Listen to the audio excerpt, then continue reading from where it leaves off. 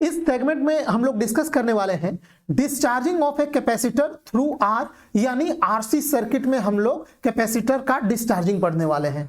इससे पहले के लेक्चर में हमने charging of capacitor through R यानी आरसी सर्किट का चार्जिंग हमने डिस्कस किया था। जो लोग वो वीडियो नहीं देखे हैं वो लोग इस वीडियो के डिस्क्रिप्शन में उसका लिंक देख सकते हैं।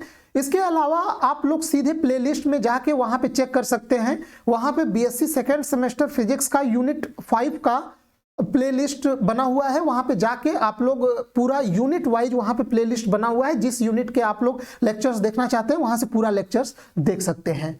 ये जो टॉपिक है ये आपके बीएससी सेकेंड सेमेस्टर फिजिक्स का जो पेपर होना है thermal physics and semiconductor devices, तो उसमें पार्ट बी, जो पार्ट बी है सर्किट फंडामेंटल और सेमीकंडक्टर डिवाइसेस के, तो इसमें टोटल 5, 6, 7 और 8 यानी 4 यूनिट है।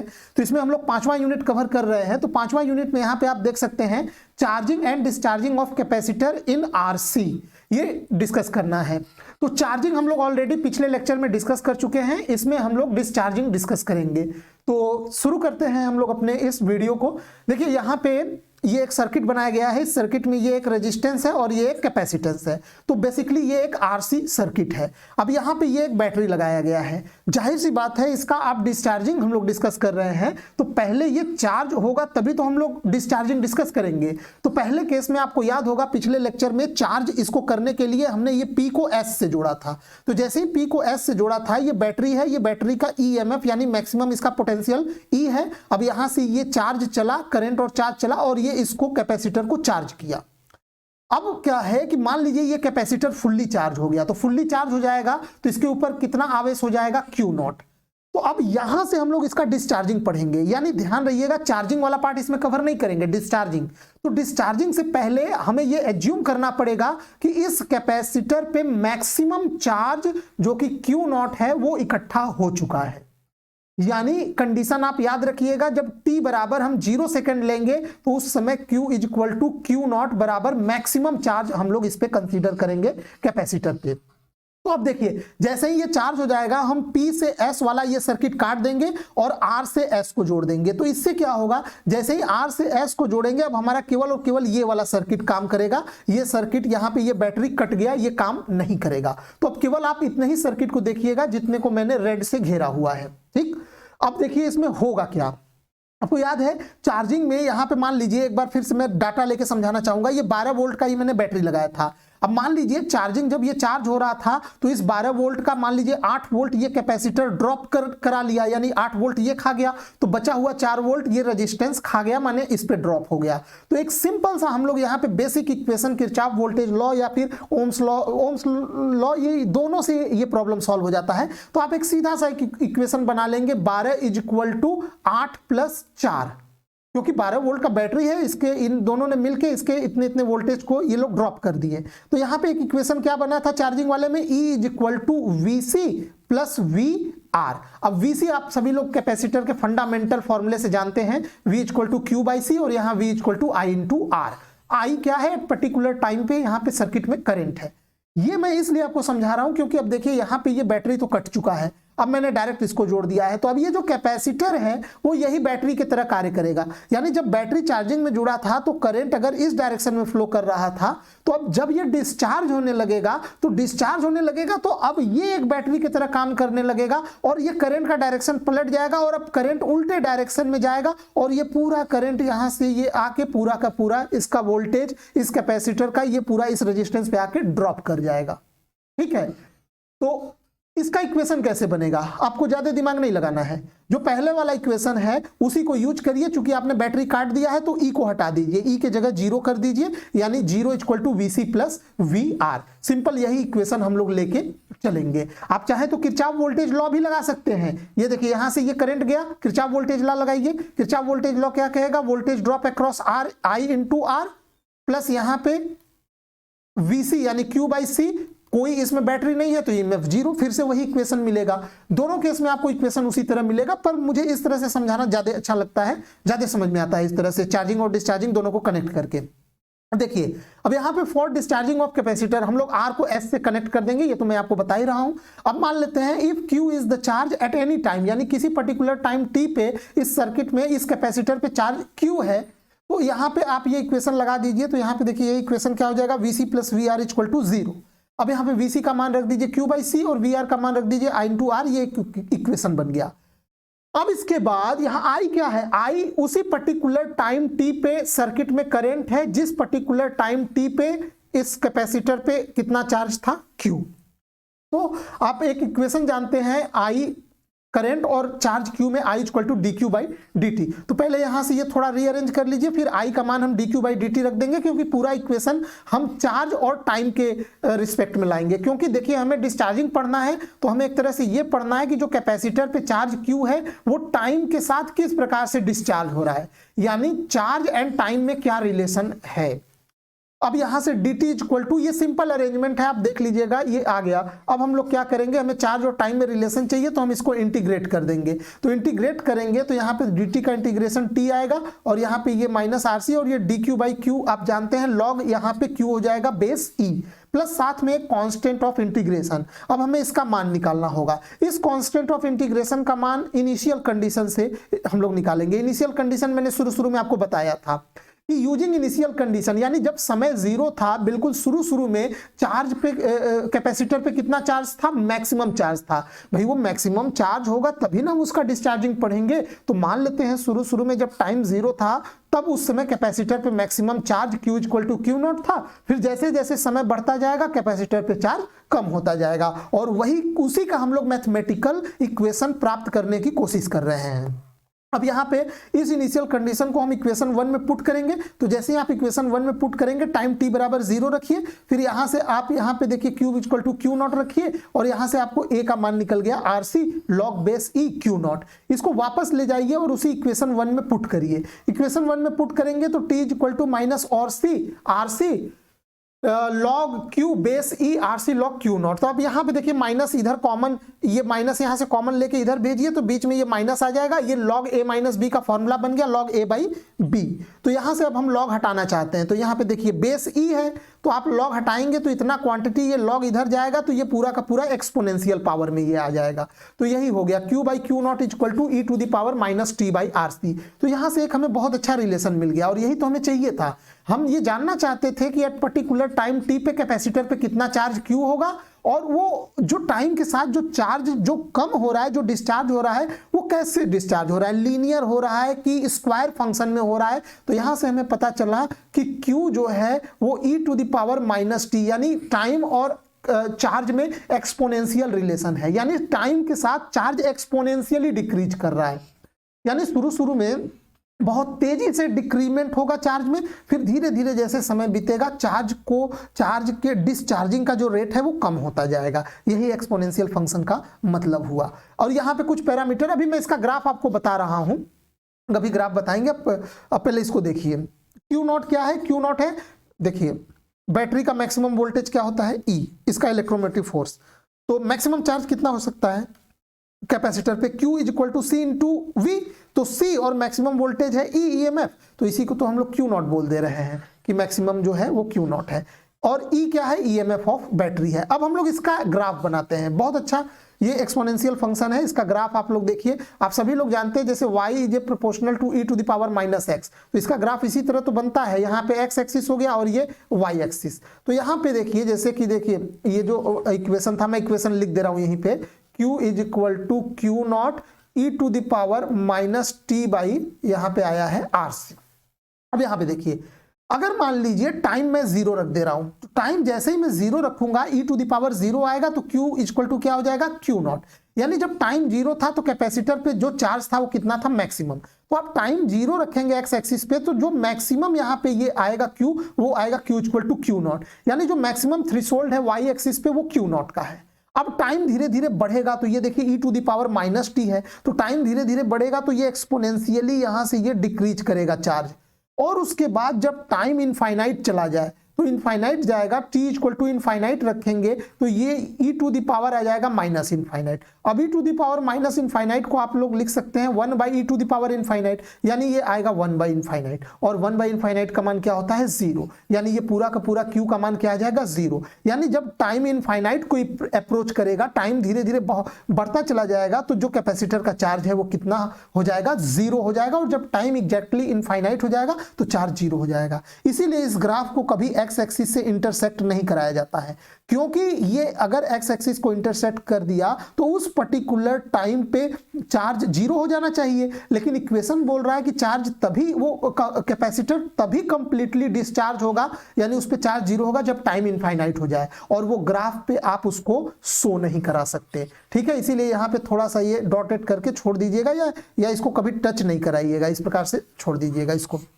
ठीक है, आई होप आपको ये ग्राफ समझ में आ गया होगा। तो ये इस प्रकार से इसका ग्राफ बनता है। अब हम इसके कुछ पैरामीटर डिफाइन करते हैं, क्योंकि एमसीक्यू टाइप अगर एग्जाम पैटर्न है तो सबसे जो इंपॉर्टेंट चीज है एग्जाम के लिए वो यही है टाइम कांस्टेंट। देखिए, हर सर्किट का एक टाइम कांस्टेंट होता है कि वो सर्किट समय के साथ कैसा रिस्पॉन्स कर रहा है। अब चूंकि हम यहाँ डिस्चार्जिंग पढ़ रहे हैं तो हम ये जानने की कोशिश करेंगे कि उस सर्किट का टाइम के साथ डिस्चार्ज होने का रिस्पॉन्स क्या है, मतलब कितने समय में वो चार्ज हो रहा है, कितने समय में डिस्चार्ज हो रहा है। तो उस सर्किट का टाइम के साथ रिस्पांस को स्टडी करने के लिए हम लोग एक पैरामीटर डिफाइन करते हैं, उसी को हम कहते हैं टाइम कांस्टेंट। तो यहाँ पे जो C इंटू आर का जो फैक्टर होता है यही टाइम कांस्टेंट होता है। एक्चुअल में C इंटू आर का जब आप डायमेंशन निकालेंगे, इसको फंडामेंटल यूनिट्स में तोड़ के मूल मात्रक में आप तोड़ते जाएंगे एकदम बेसिक मात्रक में, तो लास्ट में आपको बचेगा टाइम सेकेंड। तो इसी को बोला जाता है कैपेसिटिव टाइम कांस्टेंट। इसका यूनिट होता है सेकंड और इसका डायमेंशन होता है ये टी। ये मोस्ट इंपॉर्टेंट फैक्ट है, ये याद रखिएगा। किसी भी आरसी सर्किट का टाइम कांस्टेंट आर इंटू सी यानी रेजिस्टेंस और कैपेसिटेंस का मल्टीपल होता है, या सी आर भी लिख सकते हैं, कोई दिक्कत नहीं है। अब हम लोग डिफाइन करते हैं कि ये टाइम कांस्टेंट है क्या, इसको कैसे डिफाइन करेंगे। तो मान लेते हैं ये टाइम कांस्टेंट कोई ना कोई समय होगा। तो मान लीजिए C इंटू आर, जैसे किसी भी सर्किट में आप कैपेसिटर मान लीजिए ले लिया आपने 200 माइक्रोफैरेड का और रेजिस्टेंस आपने ले लिया 100 ओम का। तो जब आप इसको फैरेड में बदल लीजिए, माइक्रोफैरेड में लिया है तो फैरेड में ये 10 टू द पावर -6 फैरेड हो जाएगा। तो यहां पे ये C और R का गुणा करेंगे तो जो भी ये आएगा वो सेकंड में आएगा। ठीक है, ओम और फैरेड में लेने के बाद जो भी आएगा वो सेकंड में आएगा। अब आप इसको सॉल्व करिएगा, मान लीजिए जो भी सेकंड में आया, मुझे नहीं पता, मैंने इसी तरह हाइपोथेटिकल डाटा लिया। मान लीजिए किसी सर्किट का टाइम कांस्टेंट है 10 सेकंड, इसको उस डाटा से मत कोरिलेट करिएगा, मैं इसी तरह ले रहा हूं किसी सर्किट का टाइम कांस्टेंट 10 सेकंड आया। तो कहने का मतलब है 10 सेकंड में वो सर्किट कितना डिस्चार्ज हो जाएगा। तो यहाँ पे जो कैलकुलेशन आएगा वो उसी कैलकुलेशन से फिर मैं वापस इसी डाटा पे आऊंगा। पहले कैलकुलेशन करके देख लेते हैं। तो जब t बराबर हम C इंटू आर रखेंगे तो इस इक्वेशन में देखिए Q equal to Q naught E to the power minus यहाँ पे t बाई क्या था लैम्डा, लैम्डा यानी CR। तो जब आप t के जगह लैम्डा रख दिए तो ये लैम्डा से लैम्डा कट जाएगा, ई टू द पावर -1 आ जाएगा। अब ये आ जाएगा Q नॉट बाई ई, यानी किसी भी सर्किट का टाइम कॉन्स्टेंट वह समय होता है जितने समय में उस सर्किट का, किसी भी सर्किट नहीं, किसी आरसी सर्किट का time constant lambda is equal to RC वह समय अंतराल होता है जितने समय में उस आरसी सर्किट में कैपेसिटर पर जो चार्ज है वो मैक्सिमम चार्ज का Q naught by e times ही रह जाता है डिस्चार्ज होके। और सिंपल वे में समझाता हूं आपको। पहले E का मान रखिए 2.7 लगभग रख दीजिए, तो ये कितना आया, Q इक्वल टू आया 0.37 इंटू क्यू नॉट, यानी lambda is equal to CR time interval में किसी RC सर्किट में जो उस कैपेसिटर पे मैक्सिमम चार्ज होना चाहिए उसका केवल 37% ही चार्ज बचा रह जाएगा, यानी बाकी चार्ज डिस्चार्ज हो जाएगा। यही टाइम कांस्टेंट इस तरह से डिफाइन करते हैं। ठीक है, तो यहाँ पे ये लगभग इसको आप 1/3 लिख सकते हैं, कभी कभी ये भी पूछ देता है 1/3 अगर दे दिया तो यहाँ पे देखिए अब यही Hence, the capacitive time constant RC is the time in which charge on the plates of the capacitor decreases to 1/3 यानी 37% of its initial maximum value। यानी किसी आरसी परिपथ का कैपेसिटिव टाइम कांस्टेंट यानी धारितीय समय नियतांक वह समय होता है जितने समय में आरसी परिपथ में वैद्युत आवेश घटकर अपने अधिकतम मान Q नॉट का 0.37 गुना यानी केवल 37% बचा रह जाता है। यही उसका टाइम कांस्टेंट कहलाता है उस सर्किट का। मेरे ख्याल से आपको समझ में आ गया होगा, नहीं समझ में आया तो इसको रिवाइज करके देखिएगा, वीडियो लंबा ना हो जाए इसीलिए हम लोग इसको थोड़ा जल्दी कवर करेंगे। अब देखिए ये इसको ग्राफ पे कैसे दर्शाएंगे। ये ग्राफ तो आप लोग जान ही रहे हैं, ये डिस्चार्जिंग का है, Q is equal to Q naught e to the power minus T by lambda या RC, इसी का ये ग्राफ है।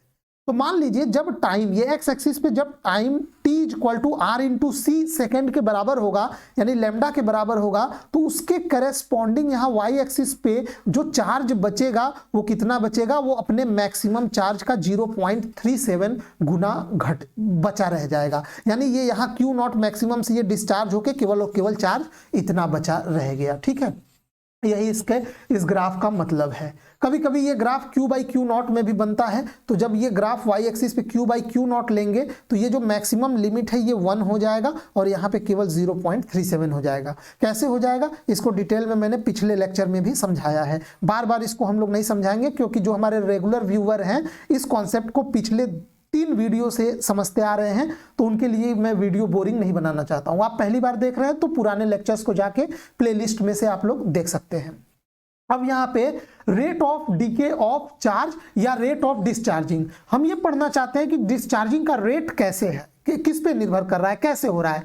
मतलब जो चार्ज घट रहा है वो लीनियरली तेजी से घट रहा है या किस फैक्टर पे निर्भर कर रहा है, कहीं एक्सपोनेंशियल घट रहा है तो किस फैक्टर पे निर्भर कर रहा है। कहने का मतलब हम रेट ऑफ डिस्चार्जिंग निकालना चाहते हैं कि चार्ज घटने की दर, चार्ज के घटने की दर क्या है।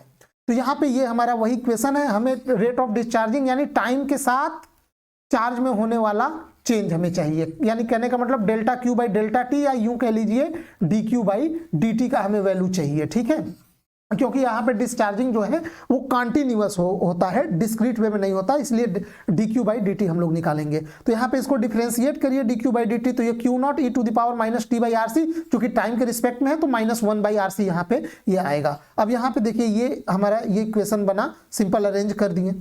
अब यहाँ पे ये dQ by dt equal to minus Q naught by RC e to the power minus T by RC। RC आप लोग जानते हैं टाइम कांस्टेंट होता है, इसको हम लोग लैम्डा से लिखते हैं, तो लिख दीजिए लैम्डा से। तो ये हमारा एक पहला बेसिक इक्वेशन आ गया।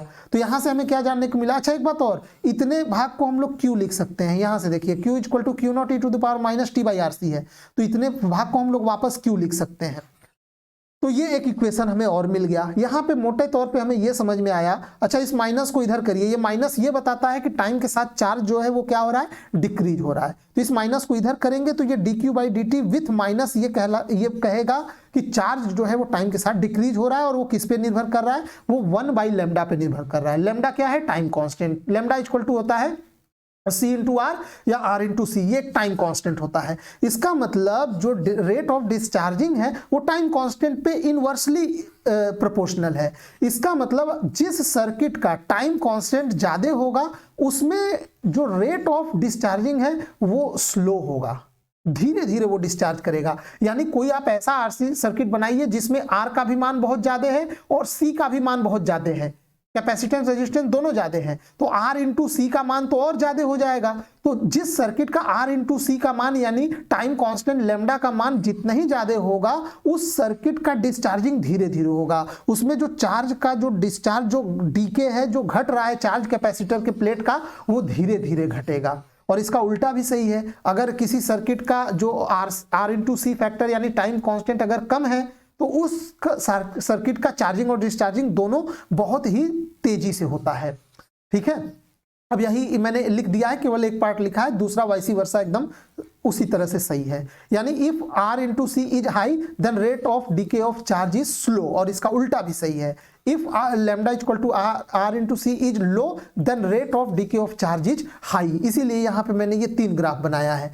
मान लीजिए ये तीनों ग्राफ है। अभी देखिए ये पहला वाला ग्राफ देखिए, इसमें जो डिस्चार्जिंग है बहुत तेजी से हो रहा है। जैसे जैसे समय बढ़ रहा है, अगर आप इस y एक्सिस के समांतर एक आप लाइन खींचना चाहें तो मान लीजिए इस पर्टिकुलर टाइम पे आप देखिए ये और ये तीनों देखिए किसमें ज्यादा चार्ज डिक्रीज हो गया है, लैम्डा 3 में। देखिए इस पर्टिकुलर मान लीजिए time t equal to 2 second है, तो 2 सेकेंड बाद जो पहला सर्किट जिसका टाइम कांस्टेंट लैम्डा 3 है इसमें चार्ज बहुत ज्यादा घट गया, इसमें मिडिल में है, लेकिन इसमें अभी ये y एक्सिस पे ऊपर है, यानी इसमें चार्ज थोड़ा कम घटा है। इसका मतलब ऐसा सर्किट जिसमें लैम्डा 3 जो है वो लैम्डा 3 यानी इसका डिस्चार्जिंग बहुत तेजी से हुआ है, तो इसका मतलब लैम्डा 3 का मान क्या होगा, वो सबसे कम होगा। इस वाले ग्राफ का देखिए डिस्चार्जिंग धीरे धीरे हो रहा है, तो इसका मतलब इसका टाइम कांस्टेंट सबसे ज्यादा होगा। तो यही मैंने यहाँ पे मेंशन कर दिया है। अच्छा, इस ग्राफ का अगर देखिए उसी को एक बार और देखिए, इसको एक और तरीके से समझा जा सकता है। यहाँ पे देखिए जब आप इसका स्लोप इस पर्टिकुलर पॉइंट पे निकालेंगे तो देखिए ये इसका स्लोप एक यहाँ पे एक आप स्पर्श रेखा यानी टेंजेंट खींचिए, इसका टेंजेंट खींचिए और इस वाले पे टेंजेंट खींचिए, तो आप पाएंगे कि ये वाला जो टेंजेंट है इसका स्लोप ज्यादा है। स्लोप ज्यादा होने का मतलब वाई एक्सिस पे क्या है dq और एक्स एक्सिस पे क्या है dt। निगेटिव स्लोप ये बताता है कि वो डिक्रीज हो रहा है, dq बाई dt, तो इसका स्लोप नेगेटिव है प्लस इसका स्लोप आप देखिए निगेटिव में ज्यादा है। निगेटिव तो केवल ये बता रहा है कि वो कम हो रहा है, लेकिन नंबर वाइज में ये ज्यादा है, तो इसका मतलब इसका स्लोप ज्यादा है, इसका मतलब इसका डिस्चार्जिंग बहुत तेजी से हो रहा है। और डिस्चार्जिंग अगर तेजी से हो रहा है तो जरूर इसका टाइम कांस्टेंट क्या होगा, कम होगा। ऐसे भी आप इसको समझ सकते हैं। ठीक है, तो आई होप आपको ये समझ में आ गया होगा। आगे बढ़ते हैं। अब इसमें चूंकि अभी तक हम लोगों ने चार्ज के टर्म्स में बात किया, तो हम लोग अभी डिस्कस करेंगे करंट का क्या स्थिति है। जब डिस्चार्ज हो रहा है कोई आरसी सर्किट तो उसमें करंट बढ़ रहा है कि घट रहा है। पिछले लेक्चर में मैंने आपको समझाया था कि जब चार्जिंग होता है कैपेसिटर का तो चार्जिंग में जो करंट है वो एक्सपोनेंशियली जो चार्ज है वो एक्सपोनेंशियली इस तरह से बढ़ रहा था चार्जिंग में, लेकिन चार्जिंग में करंट जो है वो एक्सपोनेंशियली घट रहा था। यानी चार्जिंग में ये एक उल्टा देखने को मिलता है कि जब कैपेसिटर चार्ज हो रहा है तो टाइम के साथ कैपेसिटर पे चार्ज बढ़ता है, लेकिन उस पर्टिकुलर सर्किट में ठीक उसी समय चार्जिंग के दौरान उस सर्किट में करंट कम होता है। यानी जैसे जैसे कैपेसिटर फुल्ली चार्ज की ओर बढ़ेगा उस सर्किट में करंट कम होता जाता है, और इसको हमने बाकायदे मैथमेटिकल इक्वेशन से निकाला भी था। तो वही हम देखना चाहते हैं कि जैसे इसमें चार्जिंग के समय चार्ज तो बढ़ रहा था, चार्ज एक्सपोनेंशियली बढ़ रहा था कैपेसिटर के प्लेट पे, पर सर्किट में करंट कम हो रहा था, उल्टा रिलेशन था। तो क्या कहीं डिस्चार्जिंग में भी तो इस तरह का कोई नहीं है कि अगर तो उसी को हम लोग चेक करेंगे। तो देखिए करंट के लिए हम लोग क्या करते हैं, करंट आप लोग जानते हैं I इक्वल टू क्या होता है dq बाई dt। q का मान रख दीजिए q naught e to the power minus T by R C, इसको एक बार डिफरेंशिएट कर दीजिए, तो डिफरेंशिएशन तो आप कर ही लेंगे e to the power minus T by R C एक बार एज वेल एज, देन इसका आप डिफरेंशिएशन करेंगे तो माइनस 1 बाई आर सी आएगा। तो यहाँ से एक रिलेशन मिला I is equal to Q naught by C R E to the power minus T by R C, या सी आर को लैम्डा रख दीजिए। अब ये बड़ा इंटरेस्टिंग रिलेशन है। याद है डिस्चार्जिंग वाले में जो करंट आया था I इज इक्वल टू यहाँ पे आया था I नॉट, और e टू द पावर यहाँ पे आया था माइनस टी। अच्छा, I नॉट वाले में अभी हम लोग बाद में निकालेंगे, पहले इसी से मिला जुला जो इक्वेशन आया था वो आया था यहाँ पे देखिए I इज इक्वल टू वहां पे आया था I naught by R into C E to the power minus T by R C. आपको कुछ अंतर दिखाई दिया दोनों इक्वेशन में? दोनों इक्वेशन सेम है, बस यहाँ पे नेगेटिव आ रहा है। यहाँ पे देखिए चार्जिंग वाले में करंट में ये नेगेटिव नहीं आया था, बट ये एक्सपोनेंशियल माइनस में था, तो वो यही बता रहा था कि ठीक है समय के साथ जो करंट है वो कम हो रहा है। यहाँ पे भी ये इक्वेशन यही कह रहा है डिस्चार्जिंग में कि समय के साथ जो करंट है वो कम हो रहा है, लेकिन यहां माइनस साइन ये बता रहा है कि चार्जिंग के दौरान जो करंट का डायरेक्शन था डिस्चार्जिंग के दौरान जो वो करंट पलट जाएगा, उसका डायरेक्शन चेंज हो जाएगा। मतलब एक बार यहां पे आइए मेन सर्किट पे हम लोग आते हैं। देखिए यहाँ पे ये जो मेन सर्किट है, जब आप यहाँ पे देखेंगे तो एक बार सर्किट पे, और यहाँ पे देखिए जब आप इसको चार्जिंग के लिए P से S को जोड़ेंगे तो ये मान लीजिए करंट का ये डायरेक्शन है, करंट ये इस डायरेक्शन में जा रहा है और ये कैपेसिटर चार्ज हो रहा है। तो ये चार्जिंग वाला थ्योरी कह रहा था कि जब ये कैपेसिटर चार्ज होना शुरू करेगा तो शुरू में इस सर्किट में करंट मैक्सिमम होगा, लेकिन जैसे जैसे ये कैपेसिटर फुल्ली चार्ज होता जाएगा Q नॉट की तरफ, वैसे वैसे इस सर्किट में करंट कम होता जाएगा। ये चार्जिंग बता रहा था। अभी डिस्चार्जिंग क्या बोल रहा है, डिस्चार्जिंग बोला जैसे ही आप R से S को जोड़ेंगे तो अगेन सर्किट में चार्ज भी कम होगा। समय के साथ जब वो डिस्चार्ज होगा कैपेसिटर तो चार्ज भी कम होगा कैपेसिटर के प्लेट पे और सर्किट में करंट भी कम होगा। यानी ग्राफ तो मोर और लेस उसी तरह मिलेगा एक्सपोनेंशियल, लेकिन एक अंतर है, चार्जिंग के समय अगर करंट का डायरेक्शन इधर था तो डिस्चार्जिंग के समय करंट का डायरेक्शन पलट जाएगा। बस यही इतना अंतर है करंट वाले फैक्टर में चार्जिंग और डिस्चार्जिंग वाले में। ठीक है, करंट दोनों केस में कम होगा, चाहे चार्जिंग हो चाहे डिस्चार्जिंग, बस करंट का डायरेक्शन बदल जाएगा। जबकि चार्जिंग में चार्ज कैपेसिटर के प्लेट पर बढ़ता है और डिस्चार्जिंग में चार्ज कैपेसिटर के प्लेट पे कम होता है, और करंट दोनों केस में कम होता है सर्किट में, ठीक है, चाहे चार्जिंग हो चाहे डिस्चार्जिंग। ये एक यूनिक चीज है, इसको आप लोग याद रखिएगा। तो यहां तक हम लोग देख चुके हैं, थोड़ा सा हम लोग इसके कुछ और फॉर्म्स देख लें, क्योंकि एग्जाम में कौन सा फॉर्म पूछ देगा आप लोग नहीं जानते हैं। तो यहाँ पे देखिए, ये यहाँ पे हम लोग इसको, ये Q इक्वल टू दिस होता है, तो इस पूरे के जगह हम लोग यहाँ Q0 लिख दे रहे हैं। तो यहाँ पे ये मिल गया हमें। अब यहाँ पे एक चीज और देखिए, ये इक्वेशन ठीक है, ये इक्वेशन बोल रहा है कि करंट जो है वो इनवर्सली प्रोपोर्शनल है 1/λ यानी टाइम कांस्टेंट के, ठीक है, ये तो समझ में आ गया। अब एक बार जरा फिर से इक्वेशन 1 पे आइए और आप यहाँ पे देखिए Q0 की वैल्यू कितनी होती है, C इंटू ई होती है। तो जैसे ही C इंटू ई हम यहाँ पे रखेंगे Q0 की वैल्यू, तो यहाँ पे देखिए C से C ये कट जाएगा और ये E/R, और E/R क्या होता है, वो उस सर्किट में मैक्सिमम करंट होता है, I0 E/R मैक्सिमम करंट। समझ रहे हैं ना, जब कैपेसिटर के इफेक्ट को हम लोग नेग्लेक्ट कर दें तो उस दौरान केवल और केवल बैटरी और रेजिस्टेंस रह जाएंगे, तो V इक्वल टू IR यानी E इक्वल टू IR। तो उस दौरान क्योंकि मतलब जब कैपेसिटर के इफेक्ट को हम नेग्लेक्ट करेंगे तभी वहां पे उसमें हम लोग सर्किट में मैक्सिमम करंट को ऑब्जर्व कर पाएंगे। तो वहां पे वो मैक्सिमम जो करंट I आएगा E इंटू R के करस्पॉन्डिंग वो मैक्सिमम करंट होगा, उसको हम लोग I0 से लिख देंगे। तो यहाँ पे ये मैंने I0 लिख दिया, तो ये एक बड़ा अच्छा सा इक्वेशन बन गया करंट में। और ये करंट यही बता रहा है कि ठीक है, भले ही करंट का डायरेक्शन रिवर्स हो गया है माइनस के कारण, लेकिन करंट अभी भी डिक्रीज कर रहा है। तो यहाँ I0 equal to maximum current है, Q0 equal to maximum charge है, ये उसका फॉर्मूला है, ये आप लोग जानते हैं। अब यहाँ पे ये ग्राफ बनाना है, तो यहाँ पे देख लीजिए ये I0 का मैक्सिमम लेवल है, जैसे जैसे समय डिक्रीज करेगा यहाँ पे करंट कम होता जाएगा। और ये चीज मैंने आपको ऑलरेडी समझा चुके हैं। यहाँ पे जैसे ही आप इसमें t बराबर 0 रखेंगे तो ये I इक्वल टू क्या हो जाएगा, I0। थोड़ा ये माइनस को नेग्लेक्ट करिए। दरअसल बात ये है ना कि ये मैंने ये फर्स्ट क्वाड्रेंट में ही ग्राफ बना दिया। सच बात ये है कि इसका ग्राफ जो बनता है, ये आपका ग्राफ जो बनेगा ये बनेगा इस क्वाड्रेंट में बनेगा। यहाँ पे देखिए, ये आपको ग्राफ बनाना चाहिए था थर्ड क्वाड्रेंट में, इसको बनाना चाहिए था, या फिर यहाँ फिर इसको माइनस लिखिए, इसी को माइनस मानिए वाई एक्सिस में। आप समझ रहे हैं? फिलहाल आप लोग माइनस को नेग्लेक्ट करिए, ग्राफ बनाते वक्त कोई जरूरत नहीं है। माइनस केवल करंट के डायरेक्शन की रिवर्सिबिलिटी बताता है।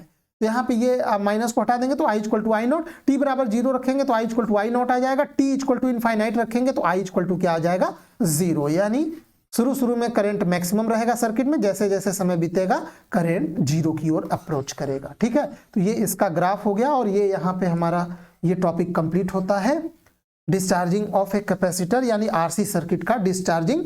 इसका नोट्स अगर किसी को प्रॉपर चाहिए, नोट्स के लिए आप इस वीडियो का डिस्क्रिप्शन बॉक्स चेक कर सकते हैं, वहां आपको नोट्स के लिए लिंक मिल जाएगा। बाकी वीडियो देखने के लिए आपका बहुत बहुत धन्यवाद।